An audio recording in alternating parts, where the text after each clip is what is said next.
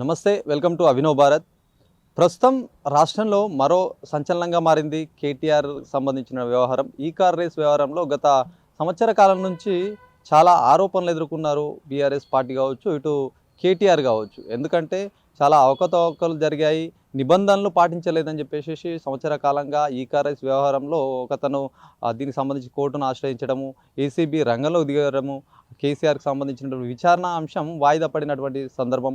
అప్పుడు మొత్తం ఈ ఏవైతే కాంగ్రెస్ సంబంధించిన పార్టీ నాయకులు సీఎం రేవంత్ రెడ్డితో సహా చాలామంది కూడా మాట్లాడినటువంటి అంశం, ఇదంతా మా పరిధిలో లేదు, దీనికి విచారణకు ఆదేశాలు ఇవ్వడం లేదు, కేంద్రం పరిధిలో ఉంది, గవర్నర్ ఇంకా ఈ విషయంలో ఏం స్పష్టత ఇవ్వట్లేదు అని చెప్పి చాలా కాలంగా మొత్తం ఒక చర్చ అయితే నడిచింది. ఈ నేపథ్యంలో కాంగ్రెస్ పార్టీ కీలకంగా కొన్ని వ్యాఖ్యలు చేసినటువంటి సందర్భంగా చూడొచ్చు. బీజేపీ బీఆర్ఎస్ ఒకటే కాబట్టి పర్మిషన్లు ఇవ్వట్లేదు, విచారణకు అవకాశం ఇవ్వట్లేదు అని చెప్పేసి ఎత్తి చూపినటువంటి అంశం. తాజాగా ఏదైతే నిన్న జరిగినటువంటి అంశం, మొత్తం కేంద్ర సంబంధించినటువంటి ఏదైతే బీజేపీ పార్టీ ఉందో, బీజేపీ పార్టీ ఇప్పటికే గవర్నర్తో పర్మిషన్ ఇచ్చినటువంటి నేపథ్యం, అంటే విచారణకు ఆదేశాలు జారీ చేసినటువంటి ప్రక్రియగా చూడొచ్చు. మరి దీనిపైన ఇప్పటికే బీఆర్ఎస్ పార్టీ మొత్తం అసలు కేటీఆర్ని అన్యాయంగా అరెస్టు చేస్తున్నారని చెప్పి వాళ్ళు చెప్తున్నారు.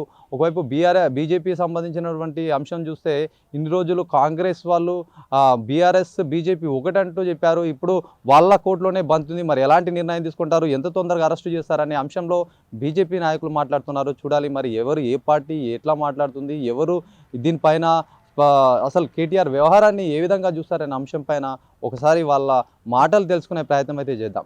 కేటీఆర్ విచారణ మొత్తం గవర్నర్ నుంచి పాజిటివ్ వచ్చింది, విచారణ చేయండి అని చెప్పేసి చెప్పింది. ఎట్లా చూస్తారు ఈ అంశం? ఈ తెలంగాణ రాష్ట్రంలో అందరికీ తెలిసిందే, కాంగ్రెసు ఏ విధంగానైతే కేటీఆర్ గారిని జైలు వేయాలని పక్కా ప్లానింగ్తో ఉంది. కానీ కేటీఆర్ గారు కానీ కేసీఆర్ గారు కానీ ఎటువంటి తప్పులు చేయలేరు, ఎటువంటి అన్యాయం చేయలేరు. అది పబ్లిక్ గుర్తు, అందరికి గుర్తు. కేటీఆర్ గారికి ఇటువంటి విచారణ జరపడానికి సిద్ధమైనటువంటి కేటీఆర్ గారు 100% సిద్ధంగా ఉన్నారు. దానివల్ల ఎందుకంటే కేటీఆర్ తప్పు చేయలేడు కాబట్టి, తప్పు చేసేవాడు భయపడతాడు, తప్పు చేయలేడు కాబట్టి ఎటువంటి కేసులకైనా మా బీఆర్ఎస్ పార్టీ కానీ మా కేటీఆర్ గారు సిద్ధంగా ఉన్నారు. దీనికి కాంగ్రెస్ ముఖ్యమంత్రి, మన తెలంగాణ ముఖ్యమంత్రి అయిన రేవంత్ రెడ్డి గారు ఖచ్చితంగా కేసీఆర్ గారిని జైలు వేయాలనే ఒక ఉద్దేశంలో ఉన్నారు. ఆయన అభివృద్ధి మర్చిపోయి వాళ్ళని టార్గెట్ పెట్టి పనిచేస్తున్నారు. ఆ ముఖ్యమంత్రి గారికి మీ మీడియా ముందుకు నేను చెప్తున్నా, రేవంత్ రెడ్డి గారు మీరు ప్రజల మీద దృష్టి పెట్టండి, ఒక మంచి పథకాల మీద దృష్టి పెట్టండి. రైతులకు రైతు బంధు ఇవ్వడం లేదు, రైతులకు రుణమాఫీ ఇవ్వడం లేదు, పబ్లిక్కు ఎటువంటి సంక్షేమ పథకాలు అమలు అవ్వడం లేదు, తులం బంగారం లేదు. ఈ సంక్షేమ పథకాలు ఇడిసబెట్టి ఏంది కేటీఆర్ను జైలు వేయాలా, టీఆర్ఎస్ కార్యకర్తలను నాయకులను ఇబ్బంది పెట్టాలనే లక్ష్యం ఒకటి ఉన్న తప్ప రేవంత్ రెడ్డి గారికి మీద ఎటువంటి అభివృద్ధి సంక్షేమం పాల్గొనాలని చేయాలని ఆయనకు లేదు. మా కేటీఆర్ గారు ఎటువంటి కేసులకు భయపడే వ్యక్తి కాదు, ఆయన ఉద్యమకారుడు, ఉద్యమం నుంచి పుట్టిన వ్యక్తి కాదు, ఆయన ఒక పెద్ద శక్తి. ఆయన ఎటువంటి కేసులకైనా ఎదుర్కొనే శక్తి, దమ్ము ఉన్న నాయకుడు మా కేటీఆర్ గారు. ఏ కేసులు పెట్టినా ఒక స్వచ్ఛంగా నీళ్ళకి వెళ్ళి పాలు వెళ్ళినట్ల స్వచ్ఛంగా తన బయటకు వస్తాడని మేము ఈ మీడియా మిత్రుల ద్వారా మేము కోరుతున్నాము. ఇప్పుడు కేటీఆర్ రేపు మాపో అరెస్ట్ అవుతారు అనే ఒక చర్చ అయితే నడుస్తూ ఉంది. ఎట్లా చూస్తారు ఈ అంశాన్ని? స్థానిక ఎన్నికల ముందు కేటీఆర్ గారిని అరెస్ట్ చేయాలని చెప్పేసి, ప్రజల దృష్టి మళ్లించాలని చెప్పేసి ఈ ఆత్మీయ కలయిక బీజేపీ కాంగ్రెస్ ఈ రెండు పార్టీలు కలిపి ప్రజల దృష్టిని డైవర్షన్ చేయాలని చెప్పేసి చూస్తూ ఉన్నాయి. ఈ కార్ రేస్ పెట్టుబడి విషయంలో 700 కోట్ల ఆదాయం మన రాష్ట్రానికి రావడం జరిగింది. ఈ మన రాష్ట్రాన్ని ప్రపంచంలోనే ఒక ప్రతిష్టాత్మకమైనటువంటి రాజధాని హైదరాబాద్ నగరాన్ని నిర్మించడం జరిగింది. కేటీఆర్ అంటే ఒక బ్రాండ్, ఐటీ సెక్టర్కి ఒక బ్రాండ్గా మన రాష్ట్రాన్ని ప్రపంచ పటంలోనే హైదరాబాద్ అంటే కేటీఆర్ అంటే హైదరాబాద్ అనేటువంటి పరిస్థితిని ఈరోజు కేటీఆర్ గారు మన హైదరాబాద్ని డెవలప్ చేయడం జరిగింది. ఒకటి బీఆర్ఎస్ బీజేపీ ఒకటే అనేదానికి మొన్న జూబ్లీ హిల్స్ ఎలక్షన్స్ కనిపించింది. బీఆర్ఎస్ బీజేపీ ఒకటా, బీజేపీ కాంగ్రెస్ ఒకటా అనేది స్పష్టంగా తెలిసి వచ్చింది. ఒకరికొకరు సపోర్ట్ చేసుకొని ఒకరు సైలెంట్ అయిపోయి ఇవాళ కాంగ్రెస్ను గెలిపించిండ్రు అని అంటే బీజేపీ వాళ్ళు కాదా?